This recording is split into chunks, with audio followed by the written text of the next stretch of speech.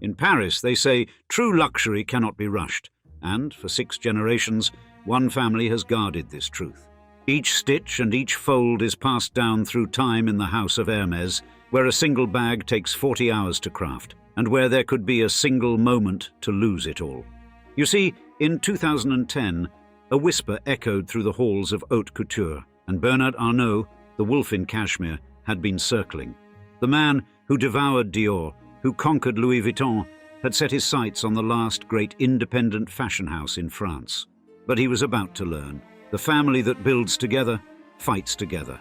In today's episode, we share the story of old money versus new, of tradition versus takeover, of a family that refused to sell their soul, even when it was worth $200 billion, as we describe. The old money luxury war for fashion. Hermès versus Louis Vuitton. The city is Paris, France, and the year is 1837, and the age of empires was ending, but a new one was just beginning. In a modest workshop on Rue Basse du Rempart, Thierry Hermès placed his tools on a wooden bench for the first time. He had one client in mind, the horse. But not just any horse, the prestigious steeds of European nobility, whose harnesses and bridles were as much a statement of power as the crowns their masters wore. In an era when carriages were the equivalent of private jets, Hermès would revolutionize how nobility traveled, one stitch at a time. His breakthrough came from understanding a simple truth: a horse's comfort translated directly to its rider's status. While other craftsmen focused on ornate decoration, Hermès obsessed over the precise tension of each strap, the exact flexibility of each joint. His innovations in weight distribution and leather manipulation created harnesses that made horses move more elegantly, turn more gracefully, and appear more noble than their peers.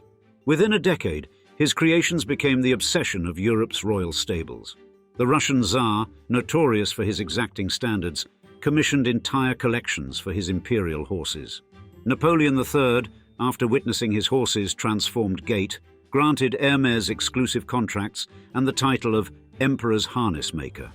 But what truly set Hermès apart wasn't just his skill, it was his radical philosophy. Perfection could not be delegated. While the Industrial Revolution roared through Europe with its promises of faster production and cheaper goods, Hermès moved deliberately at the speed of handcraft. Each piece passed through a single pair of hands from start to finish. Each stitch was counted and recounted, each leather selected personally after months of aging, each creation signed by its maker like a work of art. It was manufacturing heresy in an age of machines, and it worked. Soon, the waiting lists for his pieces grew longer than the guest lists at royal courts. But Thierry's greatest innovation wasn't in leather, it was in legacy. He created what would become the world's first luxury apprenticeship system, a method so rigorous it would later inspire modern luxury houses. Every heir to the Hermès name would spend a minimum of 10 years mastering each step of production before being allowed to touch the business ledgers. Power wasn't inherited, it was earned through calloused hands and countless hours of failed attempts. His sons learned to select leather by touch in darkness, to count stitches by feel, to hear the quality of a hide in the sound it made when stretched. As Europe's old order crumbled around them, this system allowed Hermès to evolve while others fell. When automobiles began replacing carriages, they seamlessly transferred their expertise to craft the world's first luxury car interiors, their understanding of horse comfort translating perfectly to human luxury. When aviation boomed, they designed the first soft leather travel bags, understanding how leather needed to move at high altitudes. Each crisis that destroyed other luxury houses only made Hermès more essential, their dedication to craft becoming more valuable as true handwork became increasingly rare. The turning point came in 1956.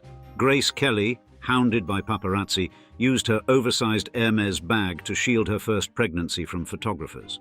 The moment went viral, 1950s style. Overnight, the Kelly bag became the most coveted accessory in the world. 25 years later, when Jane Birkin spilled her papers next to CEO Jean-Louis Dumas on a flight, complaining about finding a perfect weekend bag, the Birkin was born, now commanding 6-figure prices and years-long waiting lists. But the true secret of Hermès wasn't in what they created, it was in what they destroyed. Millions of dollars in imperfect bags, burned. Entire collections of crocodile accessories, incinerated because the scales didn't catch light correctly. Even during the depths of the Great Depression, they refused to lower their standards to increase production.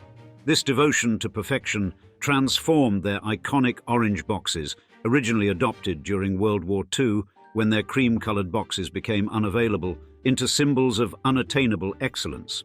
Their silk scarves, requiring months to print in up to 46 colors, became more coveted than jewelry. Their workshops in Pantin became a fortress of craft, where every artisan still signs their work, where every hide is still inspected by hand, where time stands still in the pursuit of perfection. But by 2010, this dedication to tradition had caught the attention of a new kind of predator. One who saw Hermès's refusal to modernize not as principle, but as weakness. In the boardrooms of LVMH, Bernard Arnault was about to teach the family that in modern luxury, tradition was a vulnerability to be exploited. For the first time in 6 generations, the house that leather built was about to face a threat that no amount of perfect stitching could repair. Bernard Arnault learned the art of destruction from his father's construction business. In the industrial north of France, where factory chimneys replaced church spires, he watched how ancient buildings were demolished to make way for modern structures. It taught him a crucial lesson. Sometimes you have to break things apart to rebuild them stronger. He didn't inherit an empire. He engineered one with the cold precision of a financial assassin. In 1984, when he acquired the bankrupt textile company, Boussac, he didn't see the failing factories. He saw its crown jewel, Christian Dior. Within months, he had stripped away everything but the perfume division and the legendary fashion house. It was his first taste of luxury, and like all predators, he developed an appetite. By 2010, Arnault had earned his nickname, the Wolf in Cashmere. His methodology was surgical: identify family-owned luxury brands, exploit their internal divisions, and strike when they were most vulnerable. He understood that old money's greatest weakness was its adherence to tradition, its naive belief that gentlemen's agreements still meant something in the age of corporate raiders. And Christian Dior was just the beginning. Louis Vuitton, Dom Pérignon, Moet and Chandon, one by one, the crown jewels of European luxury fell into his grasp. Each acquisition followed the same pattern: find the family's weakness, exploit internal rivalries, offer patriarchs prices that made loyalty waver.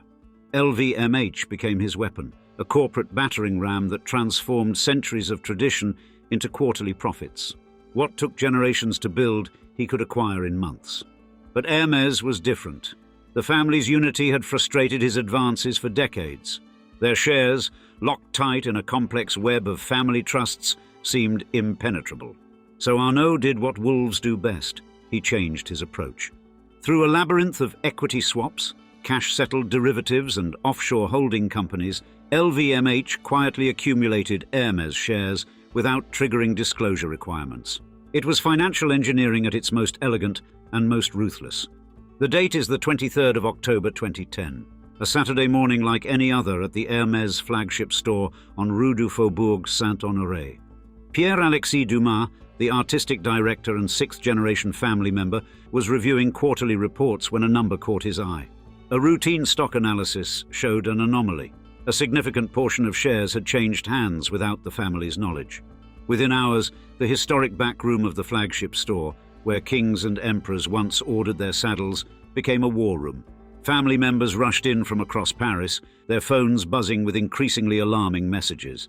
The truth emerged like a slow-motion explosion. LVMH had secretly amassed a 17.1% stake in their company, over 1.4 billion euros worth of shares. The moment they realized what had happened, recalls financial analyst Marie-Claude Bertrand, it was like discovering a burglar had not only broken into your grandmother's house, but had been living in the attic for months, trying on her jewelry every night.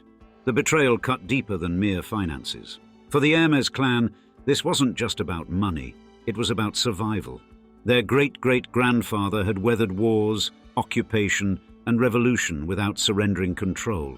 Now, in the age of corporate raiders and hostile takeovers, they faced a predator more sophisticated than any that had come before.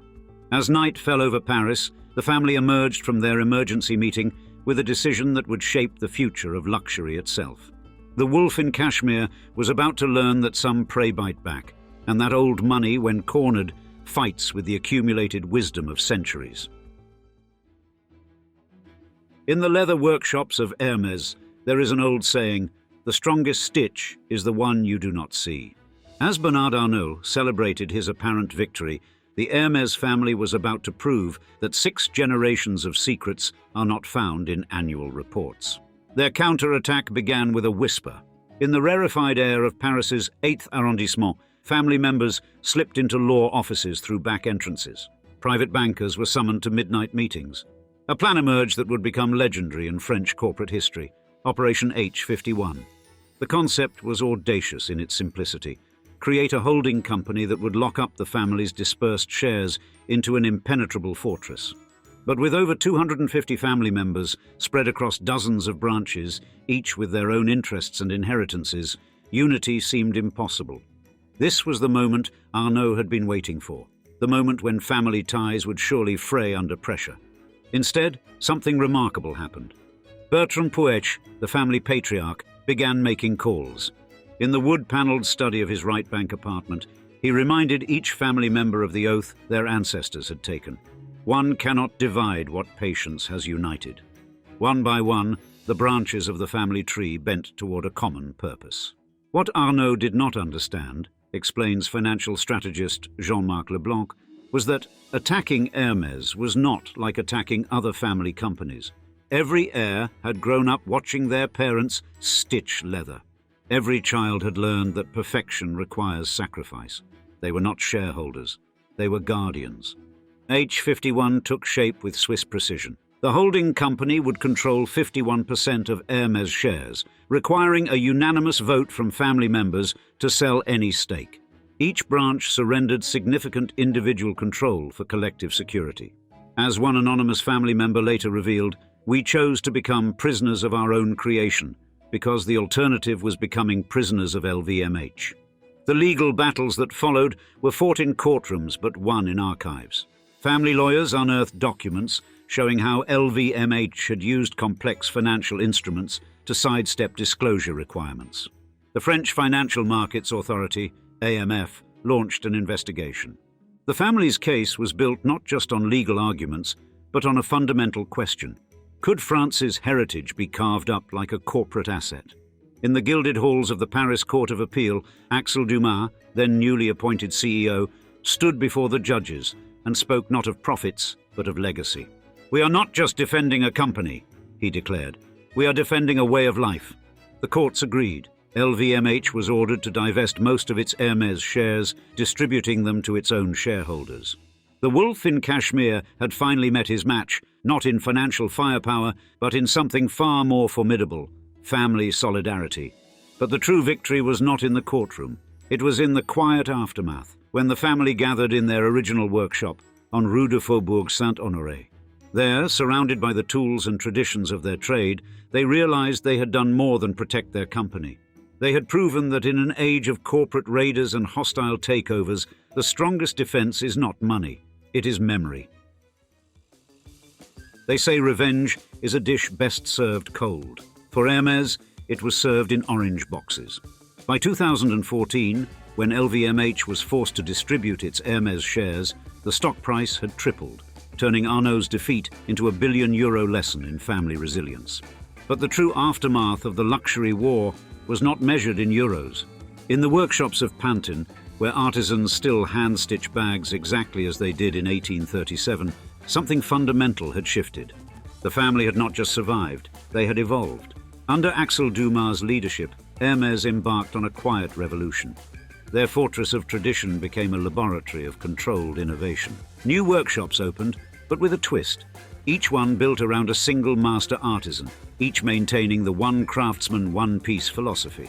The waiting lists for Birkin bags grew longer, the prices climbed higher, and the family's grip on control grew stronger. The numbers tell their own story. From 2014 to 2024, Hermès' value soared past $200 billion, making it worth more than many of the brands LVMH had acquired combined. But in the family's private chambers, a different metric mattered: 0. The number of family members who had sold their shares since the attack. Today, the sixth generation of Hermès craftsmen learn their trade under portraits of their ancestors. Each morning, before the first stitch is sewn, before the first piece of leather is cut, the artisans gather to inspect their tools, a ritual unchanged since Thierry Hermès first opened his doors. But now, they work with a new understanding, that their craftsmanship is not just about creating luxury goods, but about preserving something far more rare: independence. In the end, Bernard Arnault's greatest gift to Hermès was not his unwanted attention, but the unity it forced upon a family that already thought it was united. The modern Hermès empire stands not as a target, but as a testament, proof that in the brutal world of luxury consolidation, tradition is not a weakness to be exploited, but a fortress to be maintained. Today, Hermès International trades at €2,135 per share, with a market capitalization exceeding €220 billion, making it worth more than Chanel and Cartier combined. The family still controls 66.6% of shares through their H51 holding company. In the decade since the LVMH battle, Hermès has proven that tradition can be profitable.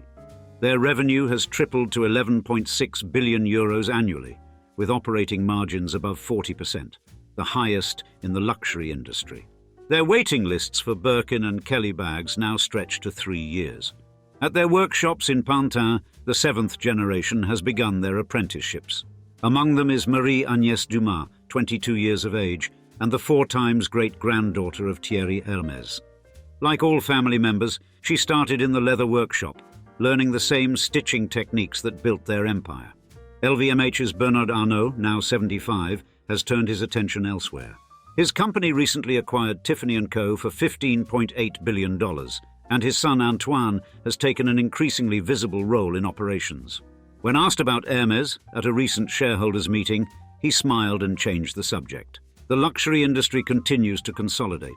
Kering, Richemont, and LVMH now control most major brands, but Hermès remains defiantly independent. Their workshops still produce only 6,000 to 7,000 Birkin bags annually, despite demand for 10 times that number. Axel, CEO and sixth-generation family member, still begins each board meeting with his grandfather's words: "Quality is not an act, it is a habit."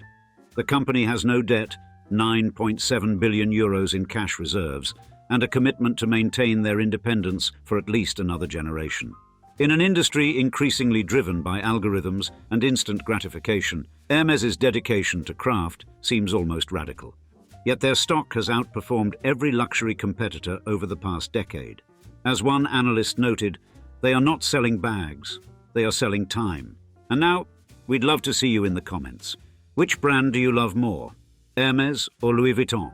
We can't wait to hear your thoughts on this wild ride of a story. And with that said, thanks for joining us for another episode of Old Money Luxury. Cheers, until next time.